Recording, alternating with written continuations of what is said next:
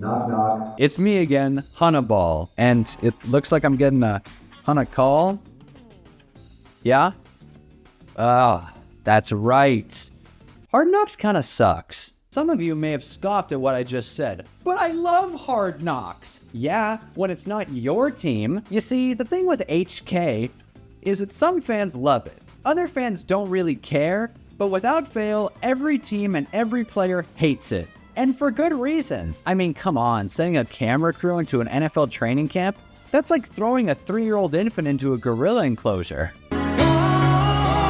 Honestly, Harambe probably had a better setup than the Bengals do. I mean, look at this training facility, my god. But there's something about constant surveillance and dressed up storylines that just kind of give teams the and spoiler alert, it's gonna bleed into the season one way or another. Take a guess how many teams have won a Super Bowl after appearing on Hard Knocks. I'll give you a hint, it's less than one. Take a guess how many teams have won a playoff game after appearing on Hard Knocks. I'll give you a hint, it's one.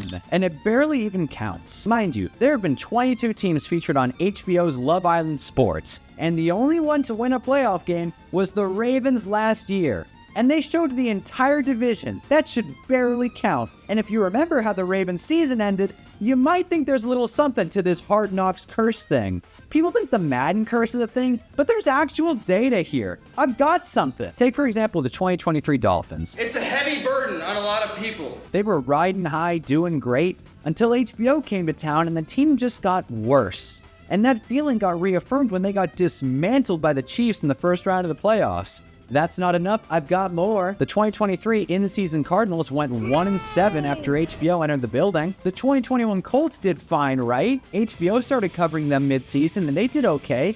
Yeah, except they lost their last game of the season to the worst team in the NFL and cost themselves a playoff spot. So, you know, define good. But HUNNABALL, you're only bringing up the in-season Hard Knocks. I like watching the training camp one. Dude, the Bears did awful last year. You want to go to the year before and look at the 2023 Jets? Yeah, that's fun. And in 2022, the Lions did overperform, but they volunteered for the show. And they're the only team to do that since, like, ever. In 2020, the Chargers looked good until Tyrod's lung got stabbed. Yeah, that was the same year. The 2018 Browns did well, but that was after a 2-5-1 start and a head coaching change. Gosh, man, if only Hugh Jackson had a full training camp in preseason, then maybe he'd show us he's a good coach. I'm just kidding around. But it's weird, right? Hard Knocks is always involved in disaster seasons. I've made my point. Hard Knocks leaves a trace because that's what reality TV does. It plays up everything, and the last thing teams need is things being played up. How about playoffs?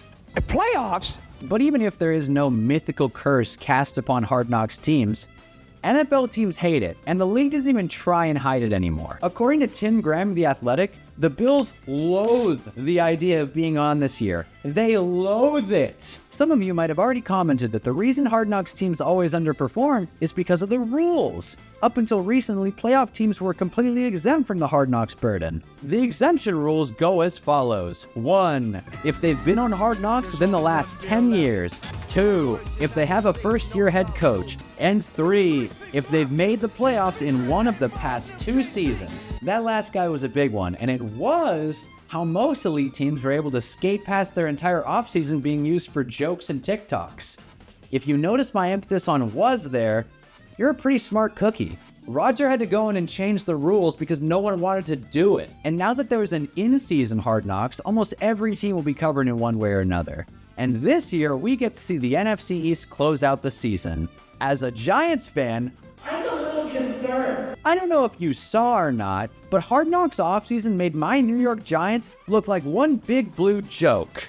But the Giants were already a joke. I agree. But you can't sit there and tell me that canned conversations like these didn't at least play a small role in Saquon leaving New York. I'm not salty, you're salty. Brian Dable was reportedly so upset with HBO following his team around that he would play licensed music as frequently as he can because he knew old home box office couldn't use the footage. Yeah, teams do what they can to avoid these guys. They're like pests, locusts, flying around the training camp facility, ruining your offseason, trying to get a coach fired. And the NFL is just sending them out there. I'm losing myself. Again, Teams hate it, so what's even the point? Well, people do watch it. Hell, you might even watch it. Let me know in the comments, because Hard Knocks has never really been my thing. It has its moments, but it's not worth devoting 5 hours of my life towards. I'd much rather watch The Secret Lives of Mormon Wives. Yeah, you're not dealing with a lightweight here. I don't just watch reality TV, I love it. If I don't see tears or Hutta's beautiful face,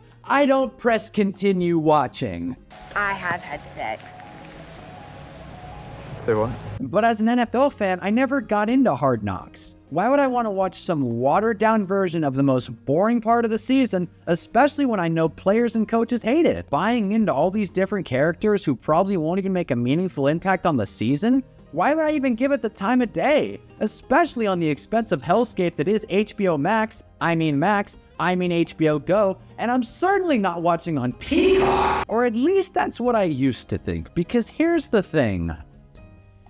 Hard Knocks Bears changed my mind. I know I just brought all this evidence that the players hate it and the coaches hate it, and the first sports-based reality TV show ever is fundamentally flawed, but without it, we'd never have Ball in the family. But Hard Knocks is so grounded. It doesn't try to fabricate or dress up storylines, it just gives you the information.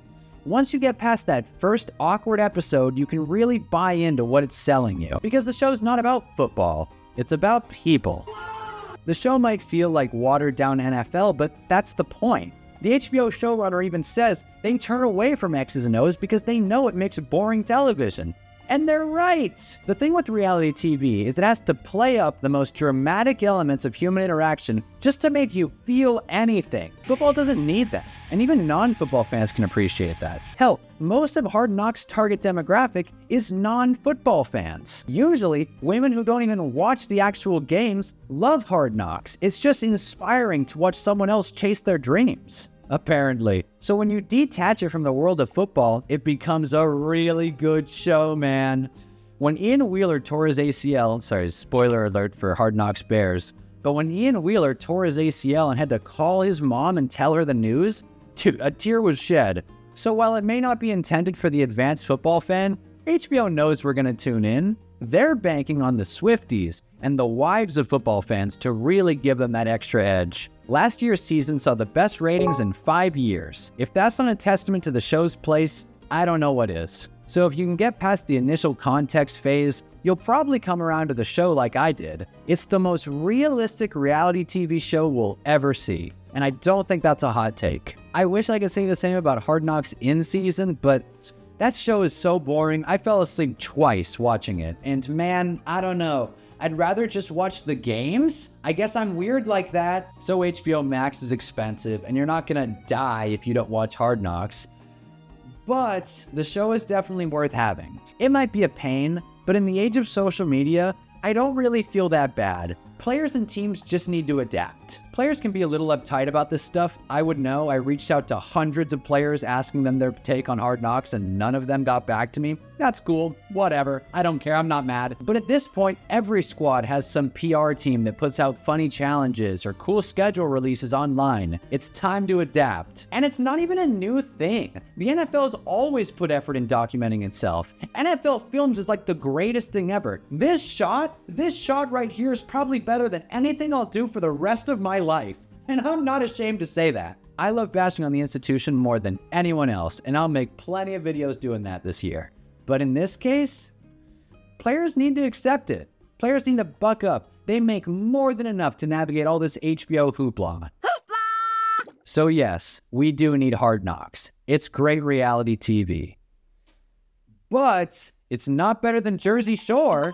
Get crazy, get wild, let's party, get loud. If you wanna have fun to do something, if you wanna have fun to do something. Man, I love that show. Paulie's so funny. Did you say Paul?